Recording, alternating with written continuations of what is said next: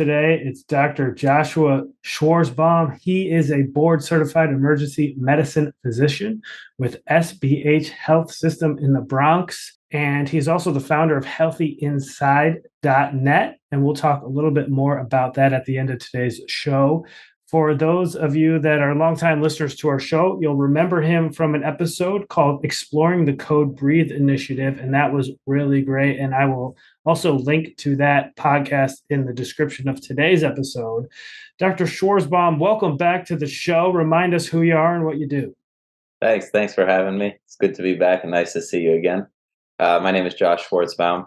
I do a couple of things. I work in the emergency room in the Bronx, St. Barnabas Hospital. I work in addiction medicine as well. And then I work with people of all sorts of different backgrounds, physicians, families, kids, to help them feel better with whatever challenges come their way. And that's through the website you mentioned, healthyinside.net. And what I've noticed is really through working in the ER and the addiction centers and through my life experiences, basically, that we all are looking for the same thing in life, basically. People come in and we have all sorts of different ways that we present ourselves. But in the end, we're just looking to feel good. We're looking to feel accepted and loved and cared for. And that's a commonality to all human people. And when I started noticing this more and more and more, it's really just transformed the way I practice in medicine and the way I relate to my family, friends, and really whatever comes my way over the course of life. Because life is just something that we can't really predict as much as we want to try to. We just can't. And I see this time and time again, especially in the emergency room where I work, that people come in with all sorts of different, traumatic injuries or medical illnesses where things are just unexpected. And you may be going around your day and all of a sudden something, terrible happens. And then how do you deal with that? How does your family deal with that? And it's these are challenges that come up, but I've seen incredible stories of resilience. I've seen incredible stories of healing, and then I've seen incredible stories of sadness as well.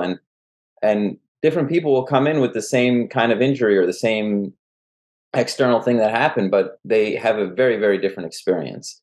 So it got me to question and think about what is it that that dictates our experience? What is it that dictates how we feel? And what I've seen is that it's really something inside of us, that each one of us has the potential to be at the center of our emotional reality, of how we perceive things. And when I've taken that on within myself, I've really been able to look at people in a much different way. And I've been able to heal better and be able to relate to the patients better and make just people feel more comfortable, because I found a commonality to all of human beings, to all of humankind. And when I found that, and when I work from that place, the external things and in the tough ER that I work in, where people may come in and screaming and cursing and violence, it doesn't affect me the same way that it used to anymore, because I realize that no matter what someone says to me, no matter how they present themselves, it can't really have an effect on me unless I let it, essentially.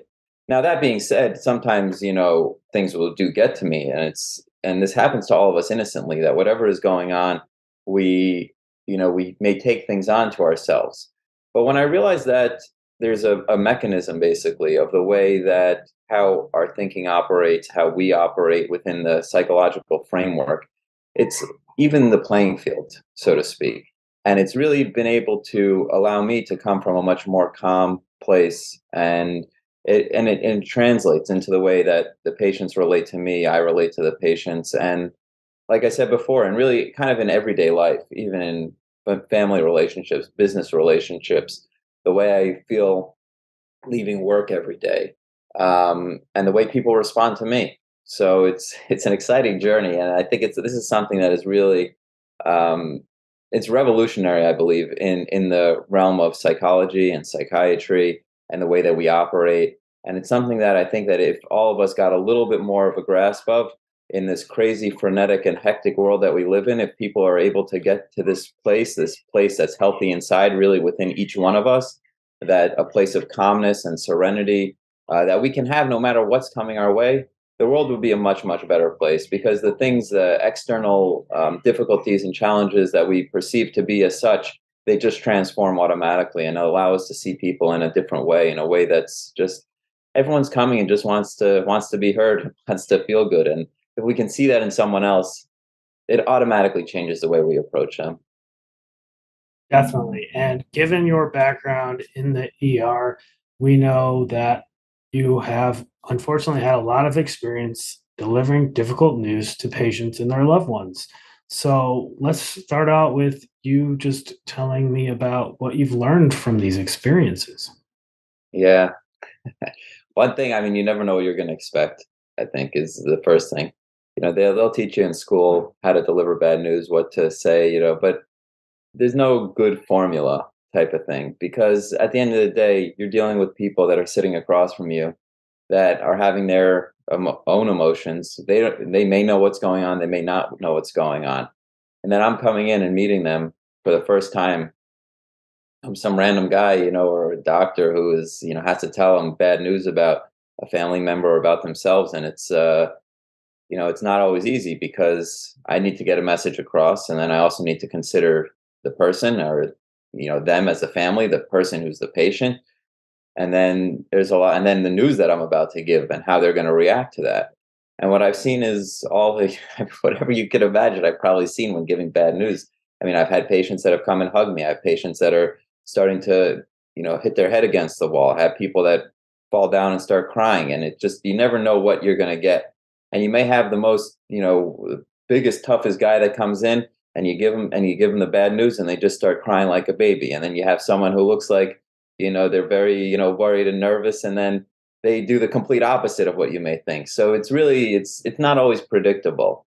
Um, but the other thing that I learned is that if I'm able to get in touch with that piece inside of me, basically the piece of compassion, that my presence in and of itself can convey healing through without even having to say anything. And if they can feel that, and as people and as I mean, as animals essentially too, like they just feel people's presence, and that's what we do. And so much of it, we walk into a room, you can immediately tell if you feel good around someone or you don't feel good around someone, and that conveys to the families as well that we have to give bad news to. So if I feel centered and I feel good within myself, they're automatically going to pick up on that, and they'll be more receptive. And the other thing is, it takes patience and just a willingness to listen and to try to hear what they're really asking, the information. It's not only about the information about what exactly happened. That's a component to it, but ultimately, what I've noticed is that they, especially if you tell someone that a family member died, let's say, that there's like a lot of guilt that kind of comes up almost automatically, like, oh, I'm sorry, I didn't know, I wish I would have told him this, I wish I would have been there for her for that, or what could I have done differently, type of thing. And these are things that when people start talking about, it could take a big emotional toll, and it's very shocking for them initially. So it's not only, and there's a different aspect where people just want, the information, like what happened, what exactly happened, because our brains are very analytical, and we try to have a cause and effect and see if we can make sense of what's going on, and we can't always make sense of everything. And that's where I think the feeling and the presence, the feeling underneath and the presence come into it, because as much as we want to try to make sense of things, we can't always do it.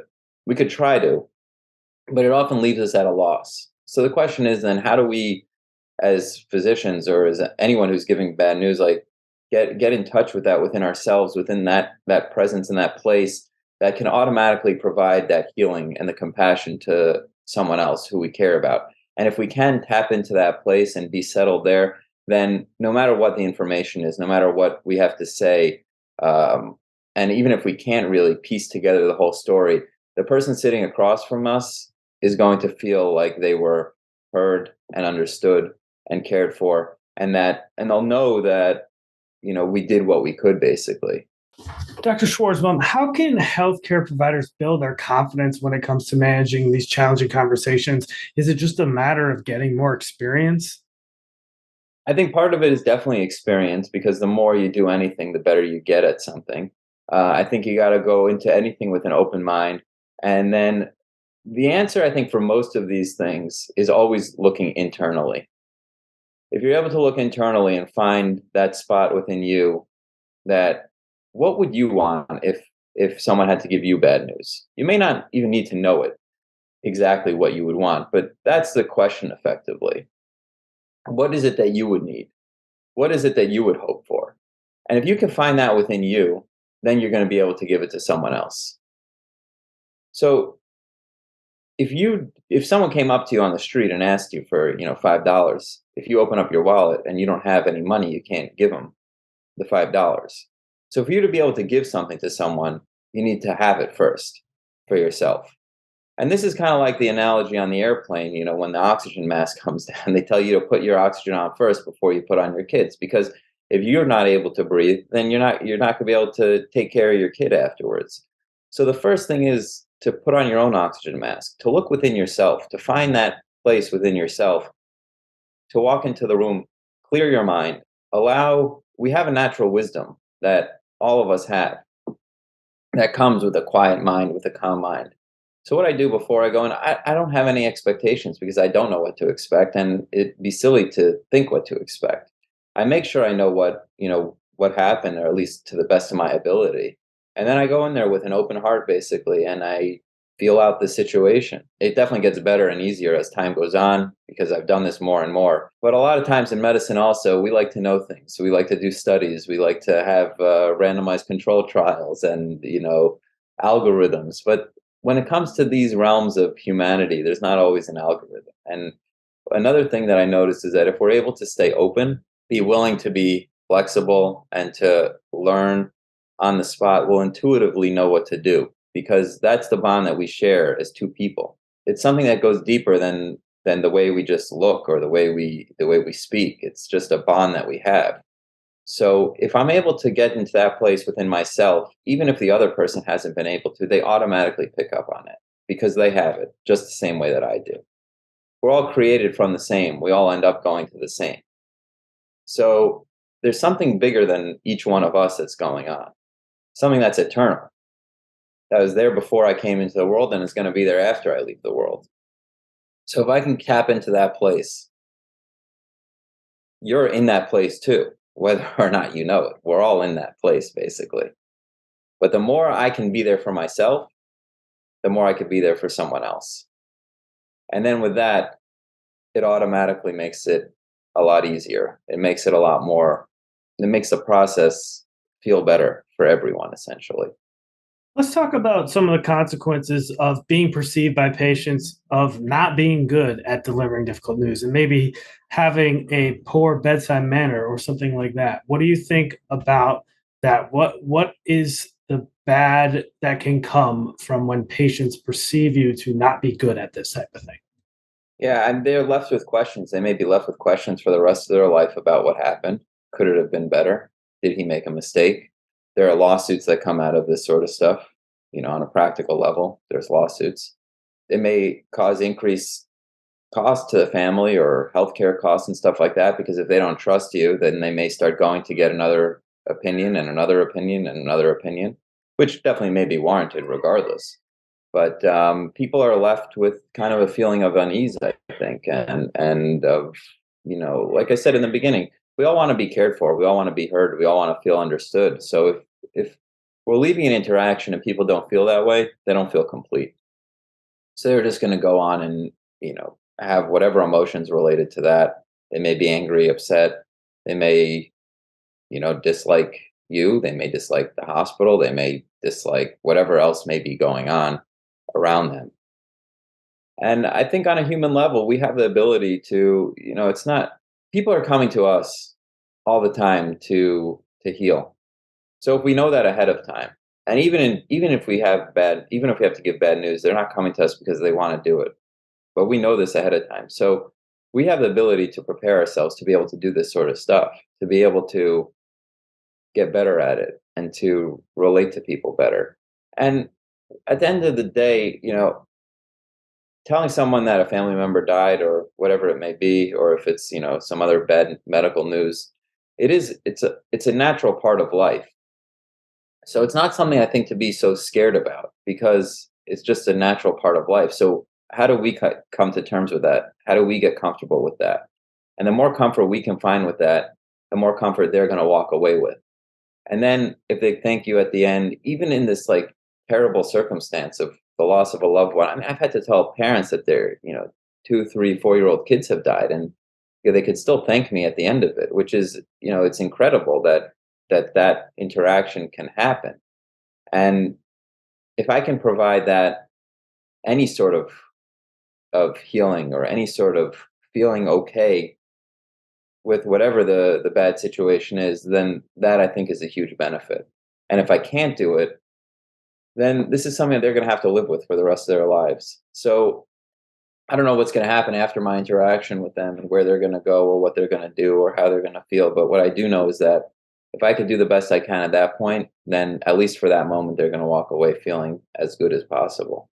And that's all that I can ask for. And that's what I would ask for if someone had to give me the bad news. And then, I know we're all very, very busy working in the hospitals and working in the ERs and clinics and wherever it may be. But for them, they're the only one, they're the most important one at that time. I may have 20, 30 patients I got to go see, but they only care about the one person, and rightfully so. So, am I willing to spend the extra couple of minutes to be there for them, to explain things to them, and to really make sure that they feel heard? And if they do, I was talking to one of the residents about this the other day. If we invest a little bit more time up front, we save a lot of time on the back end. And if we're able to spend just a couple of more minutes, or just to make sure that they really feel heard and understood, it saves a lot of time later on. It saves a lot of grief later on, and it's a special ability that we have, and it's a unique position that people come to us with this sort of stuff, and it's not something it's not something I think to be scared of. It's something to be appreciative of, and it's something to be. Most people don't get to do this. So if you're a person that is able to do this, then are you up for the challenge? And then if you're up for it, how can you do it in a way that's going to help someone feel good? And obviously, I don't have to walk away feeling happy, but how can you walk away from an experience like this feeling complete, I guess, or feeling wholesome, even in the face of this terrible thing that just happened? And if I can be an aid in that, if I could help someone with that, then that's what I would want my doctor to do for me. So can I do that for someone else? And I think we all have the ability to do that if we're willing to take that look inside, to find that place within ourselves. This has been a great interview. Is there anything else you wanted to add before we wrap up? Any other final thoughts? Yeah, I think one other thing that, everyone is doing the best they can. We're doing the best we can at that given time. Our patients are doing the best they can at that given time. And I think when we truly recognize that, we're able to take a step back for a second and understand their reactions, or we don't even need to necessarily understand it. We just know that they're using their best thinking at that time. So if they're doing that and however they react, well, okay, it takes a bit of the personal nature out of it. It's not necessarily an attack on me, or it's not whatever they may say or whatever they may do. It's not related to me. It's how they're thinking about whatever that experience they had at that time, and they're doing the best they can, just as I'm doing the best I can. So if we can cut ourselves some slack in that regard, we can cut other people some slack in that regard. And then we are able to walk away from that interaction feeling better also ourselves. And the more that we can do this, the more that we are able to heal within, the more we're able to heal externally as well. And then these experiences, they build upon themselves. They truly do, and they translate into many, many other areas of life.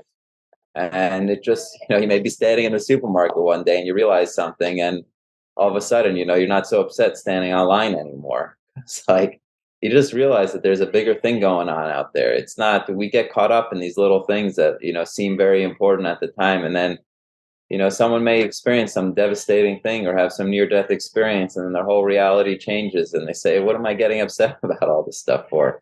So if you're able to do this before you have to have one of these terrible experiences or whatever, you're going to live life in a much happier, more content, and more joyful way, which is really at the end of the day what we're all looking for. And the beautiful thing is that we all have the ability to do it right away. We're all sitting in it. So all we got to do is just tap into it, and it's naturally there within each of us. You've been listening to Dr. Joshua Schwarzbaum. He has been talking to us about navigating these difficult conversations. And he is a board certified emergency medicine physician with SBH Health System in the Bronx, New York City. And he is also the founder of healthyinside.net, talking a lot about what he discussed today and really helping other people feel good with whatever life challenges them with. Thanks again for your time today.